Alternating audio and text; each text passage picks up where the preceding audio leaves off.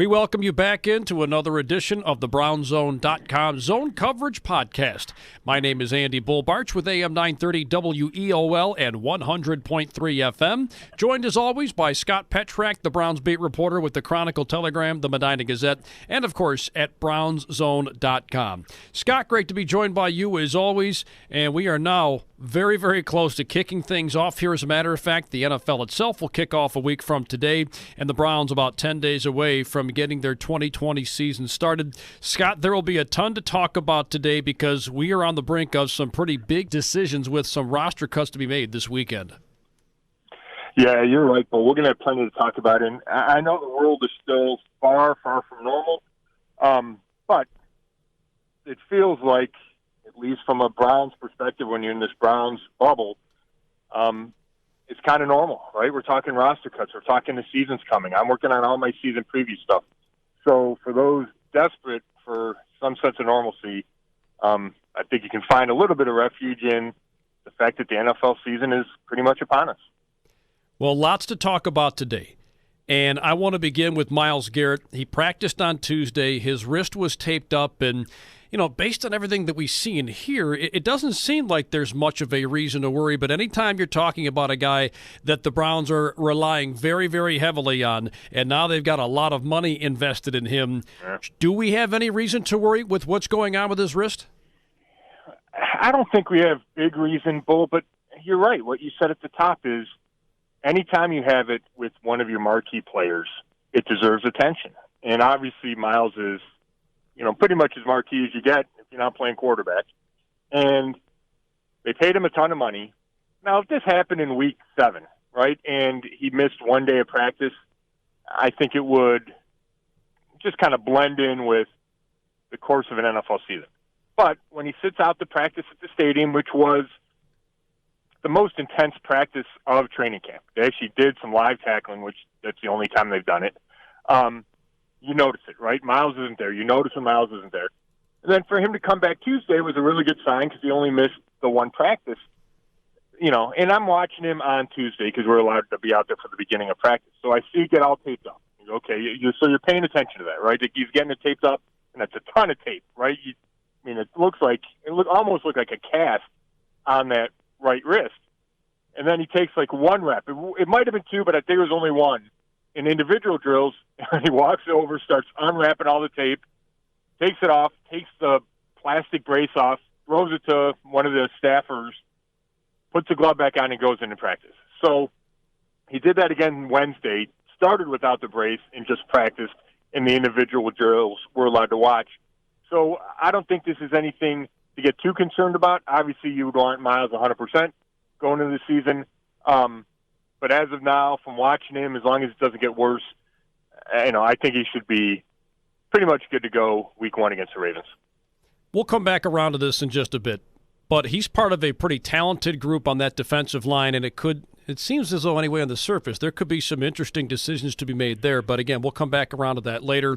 As far as the offensive line is concerned, it sounds like Wyatt Teller is looking pretty good at right guard, earning the trust of a lot of his teammates. But I think the bigger concern here, Scott, is what are the Browns going to do at center if J.C. Tretter is not ready to go before the opener?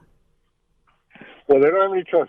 It's going to be the rookie Nick Harris, the 5th rounder out of the University of Washington. And that's kind of scary, right? It's a rookie in the middle of your line. He's supposed to make the line calls, even though, Baker can do that or Joe Bitonio can do that. A lot of responsibility falls on the center. And it's not like he's a 1st or 2nd round pick. He's a 5th rounder. Now, he had a really good career at Washington. And I think the Browns, when they drafted him, said, hey, we can't pass this guy up. We think he's better than a 5th round pick. We see a bright future for him. But he's a bit undersized. He's only like 6 foot, 6'1".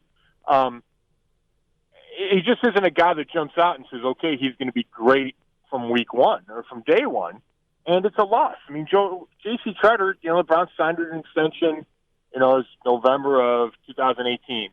He started every game in the 3 years he's been with the organization. It's a drop-off there, and I think what exacerbates it is the fact that you have a rookie at left tackle in number 10 pick Jedrick Wills, and he's had some issues in camp as he makes that switch from right tackle to left tackle. We've talked about plenty of times. So not only do you have one spot you're kind of concerned about, if Nick Harris has to be the guy against the Ravens, you have two spots you're concerned about. And thankfully, Wyatt Teller has been solid in camp. Now, the competition wasn't as great because, we know all those guards opted out of the season because of the coronavirus, but Teller has impressed. And I don't think there's been any sense of, oh, no, we're stuck with him at right guard. I think the Browns are confident that he's fine at right guard. So, but you still have those two other concerns. So the hope is J.C. Tretter can figure out a way to be ready by week 1. But we haven't seen him on the practice field yet. There's a chance he could be out there today or tomorrow, but Kevin Stefanski, the coach, didn't sound optimistic about that. We just, we're taping this Thursday at about 1:30. We just hung up from Stefanski about 45 minutes ago, and I did not get the impression that Tretter was going to be at practice. And they're going to play it by ear next week and hope he can get some work in. But, you miss a whole month of training camp. That's a lot to ask. So the Browns will be in a tough spot if Nick Harris has to be the guy week 1. I don't think that's any fault of Nick Harris. I think it's just the reality of starting a fifth-round rookie against a big-time defense in the Ravens. That could be very problematic. There's no doubt about that. So I think a lot of Browns fans waiting on pins and needles to see what J.C. Tretter looks like and if he is ready to rock and roll. Well, before we get into some of these roster cuts, I mean, there's a very, very pressing issue I have to ask you about here. You wrote an article about this crazy mullet battle going on between Seibert and the Scottish Hammer. How did this come about, and what are these mullets looking like right now? Yeah, Austin Seibert said that he was FaceTiming Jamie Gillen in April or May, and they just started talking about it and decided to go ahead and have this kind of mullet battle. And, kicker specialists are a little different breed anyway, right? You see them, they spend all the time together, right? If you went to a training camp practice, I'm sure people listening have, if you watch the kicker, punter, and long snapper, it's like 3 peas in a pod, and they just move around the field together. And they're always away from everybody else, right? Unless it's a special teams drill, they're by themselves, away from everybody else. So I think you just have a lot of time to kill, a lot of time to talk about stupid stuff. And Gillen and Seibert both have personalities, like big personalities. And I think this just kind of was born from that. And it's funny, Seibert, he showed it off yesterday. I asked him about it. I said, hey, so what do you got going on with that hair? And he probably turned and showed he's got it shaved on the sides, and it's brown, which I'm assuming is his natural hair color. And then on top and in the back, it's like platinum blonde, or I'm not any kind of color expert, but that's what I'm calling it.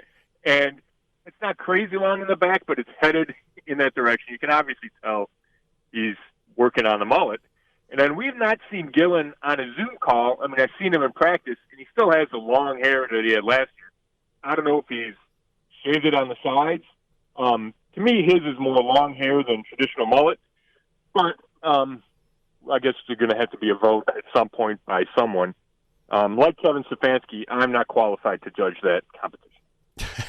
I feel like these guys could put like an 80s cover hairband together, right? And when it's acceptable to go out to bars again, these guys could play and have a great time. That was an awesome story, hearing how those guys have kind of put that together. And I'm anxious to see how this all turns out. I mean, this could end up being something where they really have to stretch this out throughout the course of the season. And it's also fascinating because people are really hoping that 2020 ends up being like a mullet. Business at the front, and then the party comes at the back. So let's hope that these two kickers and these punters are onto something here, because I think in this day and age, Scott, it's cool to see that some of that stuff is still going on at camp, that yes, while it's serious and yes, while it's different, they're still having a good time. Oh, no, you're right about that. And you're exactly right about the party in the back late 2020. That's a good call by you. And, if you look at Jamie Gillen, the metal band is true too. I mean, I know Gillen's from Scotland, and I don't know if they have how deep he was into metal bands, but he looks like that kind of guy. He looks like he could get up there and headbang with the best of them. Well, there will be a lot of headbanging this weekend with guys kind of wondering what happened in camp, because there will certainly be some cuts, and I think there will be a lot of interesting decisions that Andrew Berry and company have to make. Now, we've heard about a lot of guys who could potentially be on the bubble. Whether you're talking about the defensive line. I know that Coach Stefanski loves to use his tight ends, and there could be some decisions to be made there as well. Scott, as we examine the roster cuts this coming weekend, in your mind, which guys are on the bubble right now? There's a long list. Well, they have to make 22 cuts, right? They're down to 75 today because they made 4 moves today, none of them surprising. So they need to cut 22. And I think we do have to remember that they expanded the practice squad. The league expanded the practice squad. So there'll be 16 spots. So theoretically, the Browns can have 69 of these 75 back. Now, that's not how it's going to work. There's going to be players cut across the league that the Browns like better than their guys. And we'll try to sign them, either pick them up on waivers to the regular roster or attempt to sign them to the practice squad. There are also guys, that the Browns cut that will probably be signed elsewhere. And then they won't have the opportunity to bring them back to their practice squad. So there will be movement, but it is worth noting that just because player X gets cut, he can come back 3 days later on the practice squad. But having said that, I think there's kind of a couple categories. You look at different positions, and you look at receiver, and you say, okay, are they going to keep 6? And if they keep 6, who are the guys? And, OBJ and Jarvis Landry are automatics. In my mind, Kadarius Hodge is an automatic. And some people might go, Kadarius Hodge played mostly special teams last year. I think he had 4 catches on offense as a receiver. Big-bodied guy. Coaches love him. Team guy. And he's taken plenty of reps with the first-team offense as that third receiver. And I think his spot on the roster is sewn up. I'm not saying he'll be the number 3 receiver, but he's a receiver and he's a special teamer, so you lock him in. I think Donovan Peoples-Jones has a roster spot. Again, he's a rookie, 6th-round pick, special team ability, can return kicks and punts. I don't know if Jojo Natson – I'm guessing Jojo Natson will be the punt returner. And the question is Peoples-Jones the kickoff returner, or do they let Natson do that as well, which you don't see a whole lot of 5'7", 153-pound kick returners. So I'm guessing Peoples-Jones will be the kick returner and then have some role on offense. He's been good. I've been impressed with him. To me, he's the second-best rookie in training camp behind 4th-round pick tight end Harrison Bryant. So there's 4. And then I think you have a mix of, let's count JoJo Natson in that, because I think he's on the team. So there's 5, but 3 of those guys have a special team slant to them. And then you only keep 1 between Rashard Higgins, Damian Ratley, Taywan Taylor, or do you keep 2 and go 7, but say it's a soft 7 because so many of those guys have special teams roles? I'm assuming Rashard Higgins makes this team. The coaches have been complimentary of him. I haven't seen him do a ton in camp, although I think he has come on recently. The assumption is he makes the team. We've talked about it. I'm not a huge Higgins fan. It wouldn't kill me if they cut him, but I would expect him to make the team. So that means, maybe a guy like Taywan Taylor doesn't, who didn't do much last year, but John Dorsey did trade for him at the end of the preseason. Damian Ratley has big upside. He's really fast, has good size, but he seems to be hurt all the time. Now, he came back from a groin injury, had a good practice at that stadium Sunday. Wasn't a full scrimmage, but they scrimmaged for a quarter or a quarter plus, and he looked good. He showed up. So those are interesting decisions. My guess is Ratley and Taylor don't make it, and Higgins and the special teamers do. And then you go to guys that might be surprise cuts. And I don't know if this counts as a surprise, but on that D-line, like you mentioned, Chad Thomas, he was a 3rd-round pick in 2018. Played last year when Myles Garrett got suspended, Olivier Vernon was hurt, and it was fine. Wasn't great. He's never going to be a high-sack guy. I think he's a run stopper. I think he can occasionally get, kind of an effort sack, but he's not going to blow by your tackle playing and play out. And the problem for him is he was passed on the depth chart during camp by Porter Gustin. So I think you keep Garrett, you keep Olivier Vernon, you keep Adrian Claiborne, the veteran D-end, who, a little plug here, when we do my Browns season preview section, I got a Q&A with Claiborne, and we talk about all kinds of stuff, including our golf game. I really enjoy talking to him. So he's the 3rd end, and I think Porter Gustin is the 4th end. So Chad Thomas probably gets cut. And then you go to tight end, and you mentioned it. Kevin Stefanski loves them. But I don't see any way you keep 5 tight ends plus a fullback. And they're going to keep a fullback in Andy Janovich. So Austin Hooper's on the team. I think Harrison Bryant, the rookie's on the team. And then you have 2 spots for David Njoku, Pharaoh Brown, and Stephen Carlson. And the Browns have praised David Njoku, and he showed up again at that stadium on Sunday. He made some big plays. He's coming back off, he had a sore wrist and he had it operated on a year ago. It would not stun me if the Browns moved David Njoku, whether that's a trade, whether that's a surprise cut.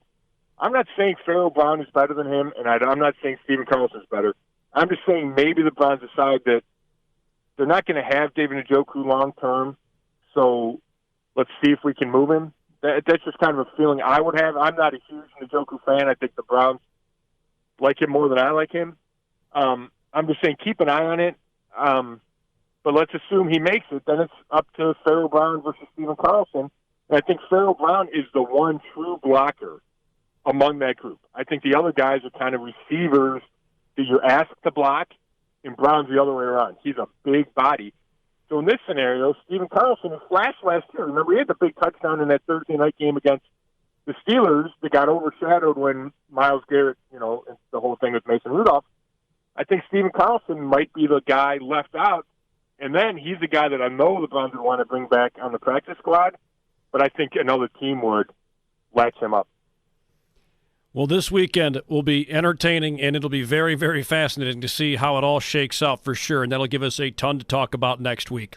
Before we get into your golf shot of the week, Scott, I know that shortly before we started recording, you had a chance to sit down and speak with Nick Chubb. He made some comments to the media earlier today, and among the topics that came up, he had mentioned, the conversations he's had with Mack Wilson, and also talked about how he's noticed that there are some running backs that are getting some bigger contracts around the league. So just some of your general takeaways from the comments made by Nick Chubb earlier today. Yeah, number one is how he's doing after that concussion, right? I mean, that was a scary moment in practice, and he said the same thing. It was a scary moment. Now, Mack Wilson took him down with that neck tackle. I thought it was reckless. At the least, it was overzealous. Nick Chubb bangs his side of his head on the ground, gets a concussion. Luckily, only missed 3 practices. And back on the field by that Saturday after the Monday injury. Said he was just a little dizzy, knew he'd be okay. So that's good. Now you take the Mack Wilson part of it, and some of Nick Chubb and Mack Wilson's teammates were clearly unhappy with Mack. Because of that tackle, because it happens in practice. It wasn't a tackling drill. And you hurt, arguably your best player, right? I mean, I thought Nick Chubb was the best player on the roster last year. So, David Njoku got in Mack Wilson's face immediately on the field. B.J. Goodson, a veteran linebacker, said he talked to Wilson about it afterward, saying we can't have that. Well, Nick Chubb, who is, the consummate teammate, said, hey, Mack reached out to me by text. He didn't even need to do that. I know it's football. I know he was just trying. He was just going hard like he always does, but he appreciated Wilson reaching out. And then the twist is, obviously the next day, Wilson hyperextends his knee, winds up in the training room next to Nick Chubb, and Chubb said they're talking, and he was a great resource for Wilson because Nick Chubb had a serious knee injury when he was at Georgia. And I just rewatched the video on YouTube, and he gets, I think it was the first carry of the game, he gets a pitch. He's playing Tennessee. He takes it wide left, and he just kind of gets caught up a little bit and then really lands awkwardly.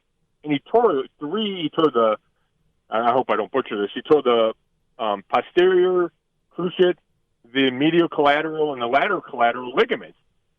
Not the anterior. The ACL stayed intact. But he tore 3 things inside the knee, took a huge rehab.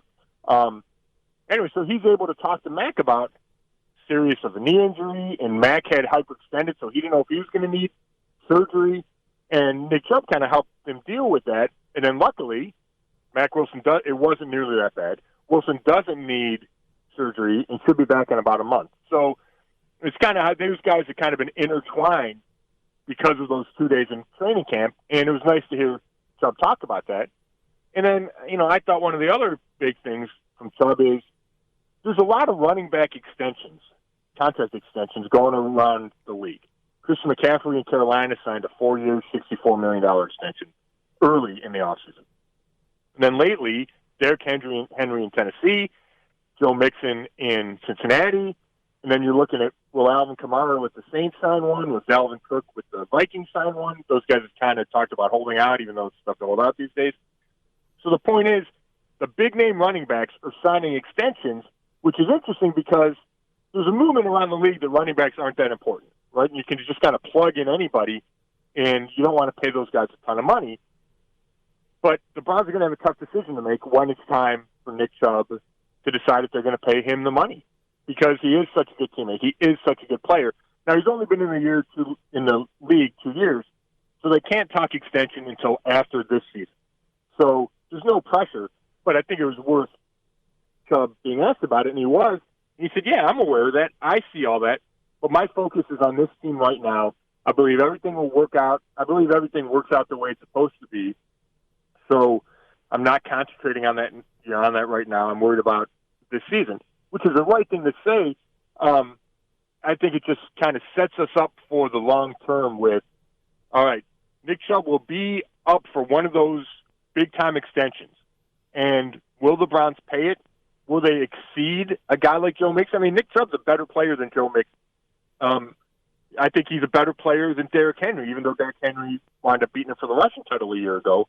How does that, how are the Browns going to deal with that next year? Because from an analytics standpoint, I think the analytics tell you you don't pay a running back that kind of money. But do you make an exception because he's been so good for you and is the perfect guy in your locker room, right? Unselfish, isn't afraid to give some of the carries to Kareem Hunt or some of the playing time. Just works so hard. Do you make an exception? And I think that's a really interesting decision that Andrew Berry and Paul DePodesta will have to make. Now, luckily for them, they're not going to have to make it until after this year, because then the discussion will be, all right, do we lock Nick Chubb up with an extension before his last year of that rookie contract? And I'm thinking they will, but I don't think it's a slam dunk like maybe some fans would assume it is. I'm with you. I think that they should. But again, certainly a lot to be determined here over the next few months. There's no question about that.